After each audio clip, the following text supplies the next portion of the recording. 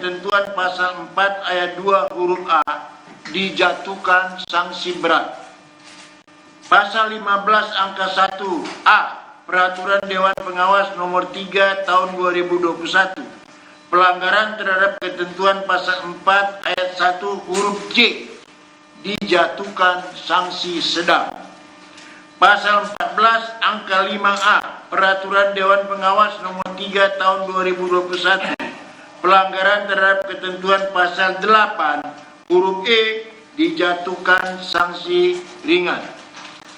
Menimbang bahwa telah dipertimbangkan di atas, terperiksa telah terbukti secara sah dan meyakinkan melakukan pelanggaran kode etik, yaitu melakukan hubungan langsung maupun tidak langsung dengan saksi Syahrul Yassin Limpo yang perkaranya sedang ditangani oleh KPK dan tidak memberitahukan kepada sama pimpinan mengenai pertemuan dan komunikasi dengan saksi Syahrul Yassin Limpo yang telah dilaksanakannya yang diduga menimbulkan bentuk kepentingan serta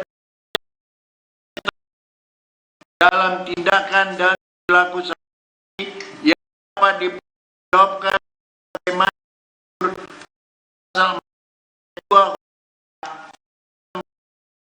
huruf 8 Peraturan Dewan nomor 3 tahun 2021. Menimbang ketentuan pasal 9 ayat Peraturan Dewan Pengawas nomor 3 tahun 2021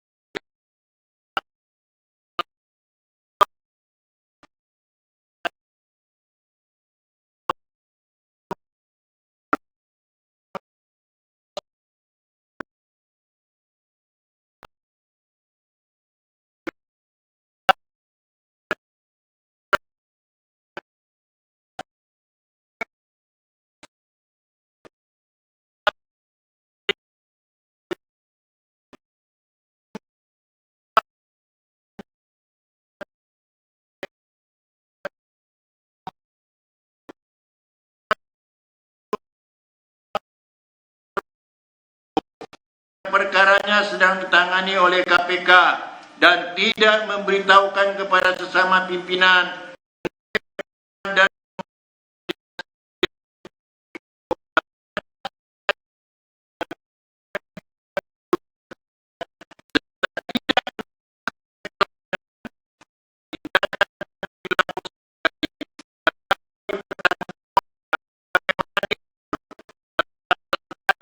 huruf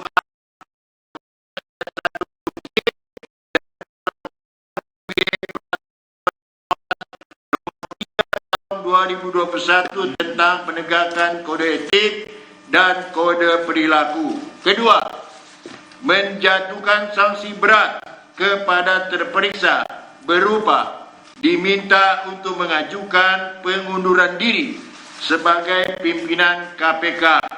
Mengumumkan putusan ini pada media jaringan milik komisi yang hanya dapat diakses oleh insan komisi dan atau lainnya sesuai dengan peraturan Dewan Pengawas tentang penegakan kode etik dan kode perilaku.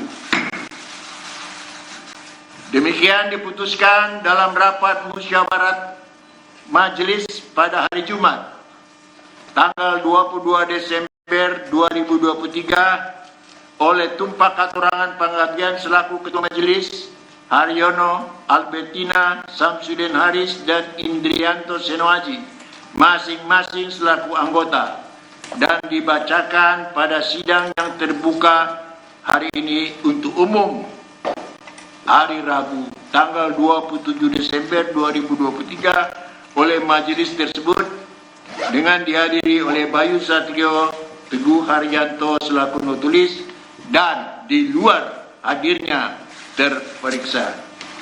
Demikian sudah kami sampaikan, sudah kami bacakan putusan yang berhubungan dengan dugaan pelanggaran etik yang dilakukan oleh Ketua KPK nonaktif.